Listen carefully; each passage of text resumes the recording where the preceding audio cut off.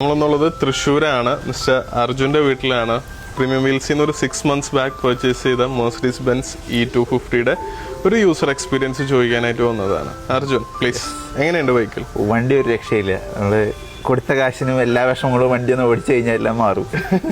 അർജുൻ അധികം വണ്ടി ഓടിച്ചിട്ടില്ല, അതുകൊണ്ട് പറയുന്നതാണ്. കുറച്ച് കിലോമീറ്ററേ യൂസ് ചെയ്തിട്ടുള്ളൂ. യൂസ് ചെയ്തത് വെച്ചിട്ട് മൊത്തത്തിൽ എങ്ങനെയുണ്ട്? വളരെ ഹാപ്പിയാണ്. വണ്ടിയുടെ ക്വാളിറ്റി, ബിൽഡ് ക്വാളിറ്റി ഒക്കെ ഒരു രക്ഷയില്ല. എല്ലാം പെർഫെക്റ്റ്. ഒരു ഇപ്പോഴത്തെ വണ്ടികളിലേക്കാളും കൂടുതൽ നല്ലൊരു എക്സ്പീരിയൻസ് ആണ് എനിക്ക് തോന്നിയിട്ടുള്ളത്.